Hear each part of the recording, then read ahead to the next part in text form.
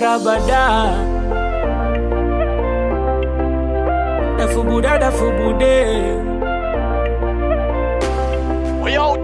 nilisumbuka sana mwaka jana kupata kazi, pesa shida kubwa, na mwaka huu sitokwama, tatunga wimbo initoe mbuga. Nikipata nitakula na wanangu, wanaonikubali nitajengea mamangu.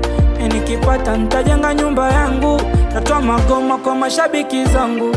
Mwaka huu mwaka wa mafanikio, wa kujiprove ya kwa ma TV na ma radio.